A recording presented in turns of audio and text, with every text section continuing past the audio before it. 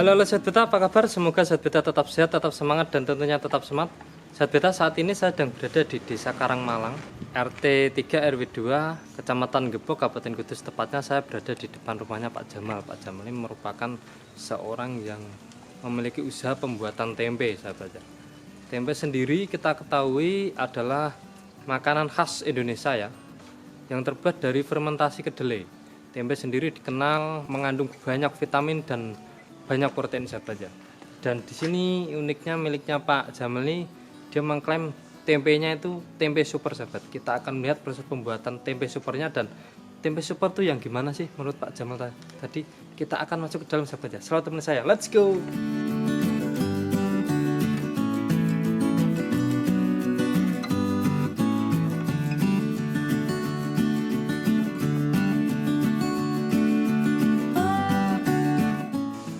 Kita saat ini teman saya ada Pak Jamal ya Pak ya, yang dan saat ini saya sudah berada di dalam ruangan proses pembuatan tempe super ya Pak ya. Ini Pak Jamal, kita akan melihat prosesnya sahabat ya.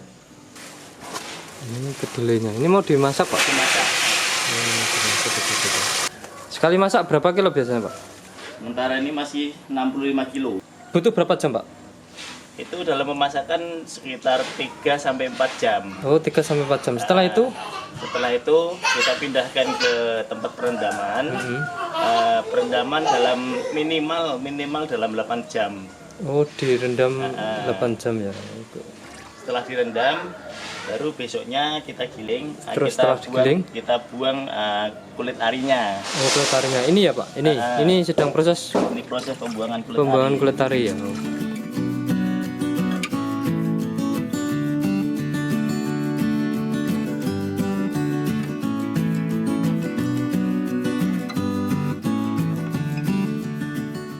60 kilo yang dimasak, yang udah digiling ini, untuk pembersihan kulit arinya butuh berapa menit Pak?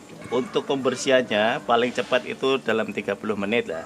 30 menit. Karena saya mau kondisi kedelai bersih dari kulit ari. Pengaruh dirasa juga nggak Pak itu kulit arinya? Sangat berpengaruh. Itu apa itu Pak? Ragi Oh, tempe. ini ragi tempe ya. Oh, okay. Berarti ini proses peragian ya Pak ya?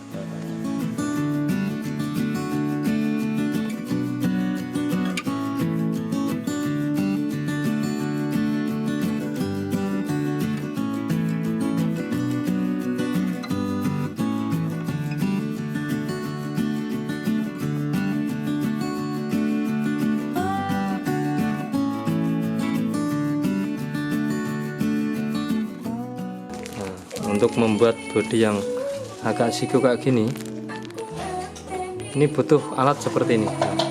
Ini siku ya, jadi ntar bodinya lebih bagus. Ini yang satunya dijual berapa Pak? Ini Pak, yang kecil ini? Yang kecil eceran 3.000. Oh, eceran 3.000 ya. Kalau yang gede berapa Pak? 6.000. Oh, 6.000 ya. Oh.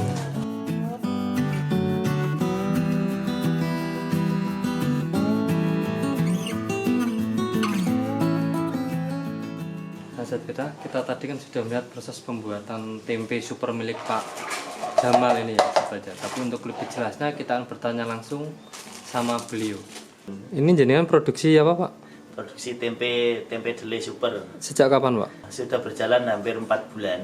Kalau dulunya itu Bapak kerja di apa ya Pak? Kok bisa menekuni ini? Saya adalah mantan TKI yang bekerja di Brunei Darussalam di perusahaan gas. Karena habis kontrak, jadi saya balik ke Indonesia dan rencana balik ke Brunei lagi. Akan tetapi dengan adanya COVID tidak memungkinkan saya untuk balik ke sana lagi, dan akhirnya saya punya ide untuk membuka usaha tempe. Ini kan dulunya kerja jadi TKI terus bikin tempe. Belajarnya tuh gimana sampean? Kebetulan saudara saya ada yang sudah terjun di bisnis tempe dan posisinya di Yogyakarta. Kemudian saya berpikir untuk belajar ke arah beliau untuk memproduksi tempe. Nah, setelah dari sana selama 4 sampai 5 hari lah saya di sana.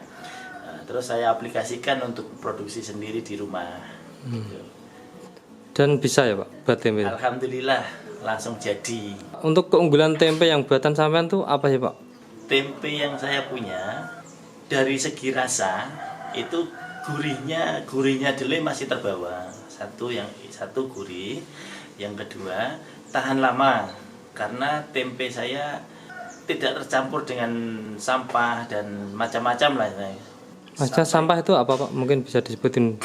Biasanya di dalam kedelai itu ada batang-batang pohon kedelainya, ada kerikil-kerikilnya atau macam-macamnya lah. Itu rata-rata tempe yang sudah beredar enggan untuk membuang atau membersihkan kotoran itu. Nah, di tempat saya semua saya bersihkan, termasuk kulit ari tempe tersebut. Semua saya bersihkan. Jadi hasil tempenya jadi maksimal. Jamurnya pun putih dan rasanya juga gurihnya tetap terbawa. Kalau kepadatannya Pak? Kepadatannya paling padat yang saya punya daripada yang lain. Nah, untuk harganya? Harganya relatif murah. Karena saya bilang murah karena apa? Tempe saya tempe super. Harganya sebanding dengan harga tempe di pasar. Selama ini Pak, kan ini kan sampean kan bisa dibilang baru ya. Mengalami kendala Pak pas pemasarannya itu Pak? Kendala tetap ada, tapi kita harus punya solusi untuk bisa memasarkan barang-barang yang kita punya, yang tempe kita punya. Dalam arti bagaimana cara kita untuk mempengaruhi pelanggan, untuk meyakinkan hati pelanggan, untuk meyakinkan pelanggan, itu kita harus tahu lah, kita punya trik sendiri. Oh gitu. Selama ini Pak bisa produksi berapa kilo? Alhamdulillah untuk minggu-minggu ini kami memproduksi perharinya sampai 65 kilo. Baru 65 kilo lah, belum banyak sekali. Yang kemarin kita bisa produksi sampai banyak karena mendekati hari raya biasanya orang beremo lah, banyak perusahaan-perusahaan kecil yang tidak berproduksi, sehingga kita bisa meningkatkan produksi yang signifikan gitu. Untuk orang baru seperti saya lah. Oke. Pernah mengalami kegagalan nggak Pak? Karena pernah mendengar tuh membuat tempe itu gampang-gampang susah. Ya, kalau kegagalan pembuatan tempe itu pernah mengalami. Itu pun kita pelajari betul-betul dari segi sains, dari istilahnya, dari fermentasinya kita pelajari semua, terus barang-barangnya kita sterilkan semua, kita semprot pakai antibiotik semua, kita coba ke arah ke sana. Ya alhamdulillah ada titik terang. Walaupun ada unsur-unsur yang kadang tidak masuk di akal, yang orang bilang itu mitos, tapi jadi kenyataan gitu. Dan kita bikin tempe tidak boleh emosi. Itu memang tidak ada di buku, memang tidak dalam sains tidak ada, tapi pada kenyataannya banyak pengusaha tempe yang mengalaminya gitu. Nah, kita liputan saya bersama Pak Jamal ya, yang memproduksi tempenya diklaim tempe super ya sahabat. Ternyata beliau ini mantan TKI, sekian lama kerja di luar negeri, dan setelah putus kontrak dia balik ke Indonesia, dan saat mau balik lagi ke negeri tetangga lagi ternyata ada pandemi, dan di masa pandemi ini dia bingung karena tidak bisa berangkat kerja sehingga nganggur. Terus dia berpikiran untuk memproduksi tempe sahabat.